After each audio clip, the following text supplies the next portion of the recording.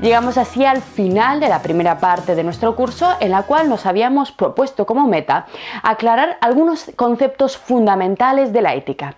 Por tanto, antes de continuar, antes de adentrarnos en el primer autor que nosotros vamos a estudiar en el curso, considero bastante importante realizar una breve recapitulación que nos permita claramente situarnos en el eje de la disciplina y así poder comenzar nuestro estudio propiamente dicho de una forma mucho más adecuada. Nuestra primera pregunta consistía en un intento de aclarar qué es la ética. Como todos bien sabéis, la filosofía tiene numerosas ramas. Es una disciplina antiquísima que se ha planteado numerosas cuestiones y por tanto que ha tenido tiempo de inaugurar vastos campos de estudio. Por ejemplo, una de las ramas de la filosofía es la que se pregunta ¿por qué llamamos a algo bello? Otra pregunta ¿por qué lo llamamos tridimensional? La primera es la estética, que estudia la belleza, la armonía, y la segunda es la física o filosofía de la naturaleza.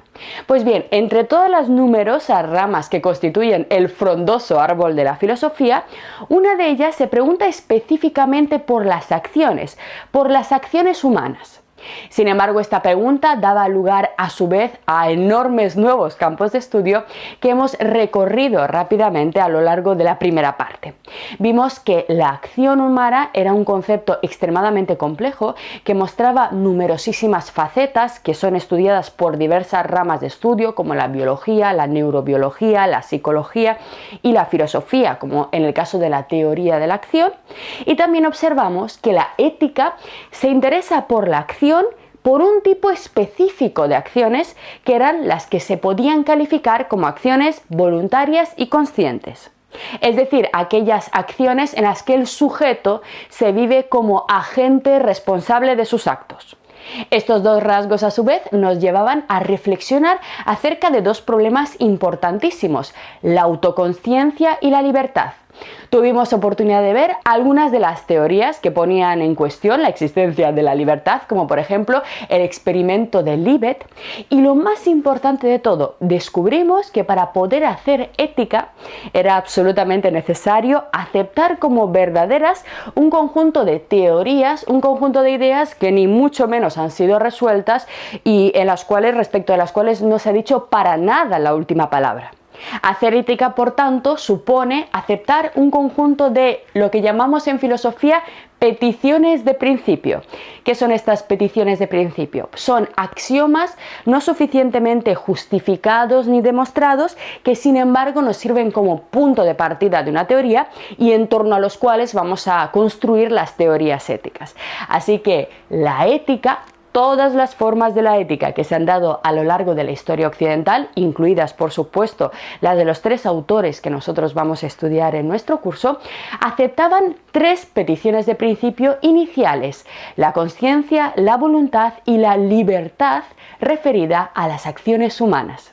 A continuación pudimos ver además que la ética no es simplemente una ciencia de la acción humana, sino más bien de su valoración, de su enjuiciamiento, de su calificación desde el punto de vista del bien y del mal, hecho que nos llevaba directamente a tener que preguntarnos por la naturaleza de los valores, es decir, a preguntarnos por qué decimos que una cosa o una acción es buena o por qué decimos que es mala.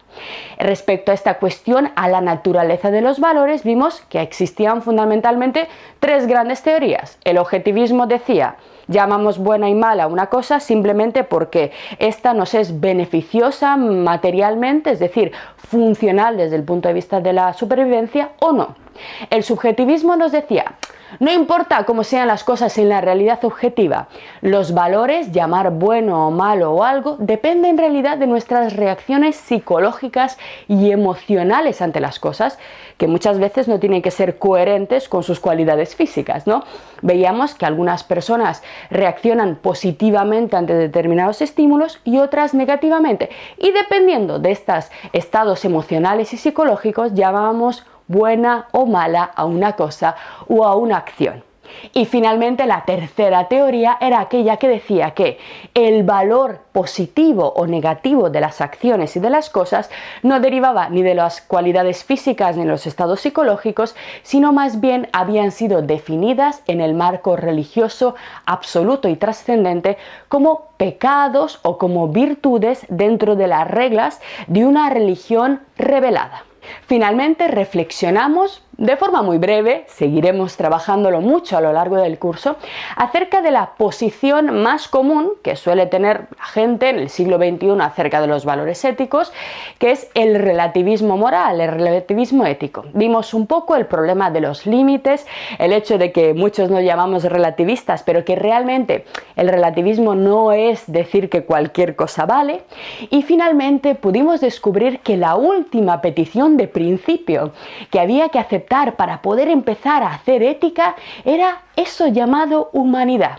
Es decir, la última teoría, el último axioma que teníamos que aceptar, aunque de alguna forma no tuviera un referente real ahí fuera en el mundo objetivo, era que existía algo así como una naturaleza humana que desde un cierto punto de vista, el punto de vista ético, nos hacía a todos iguales y por tanto susceptibles de un conjunto de derechos y de deberes que permitía calificar y juzgar universalmente las acciones de los demás. Sobre esta última convicción se asientan, como veremos en la última clase de nuestro curso, por ejemplo, los derechos humanos, la Carta de la Declaración Universal de los Derechos Humanos. Si no fingimos esta igualdad, no podríamos hablar de justicia universal, de leyes universales, de derechos universales. Así que este pequeño resumen inicial, este primer repaso, nos pone ya en condiciones, nos ha aclarado un poco qué es esto de la ética, esta palabra tan de moda que todo el mundo la usa, y ahora ya podemos empezar el estudio de nuestro primer autor, Aristóteles.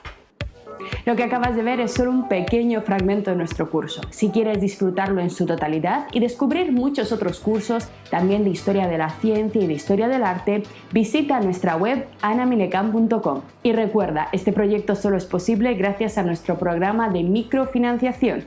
Si quieres apoyarnos, conviértete en uno de nuestros micromecenas en Patreon. Desde solo €1 al mes nos ayudarás activamente a seguir difundiendo la cultura. Gracias.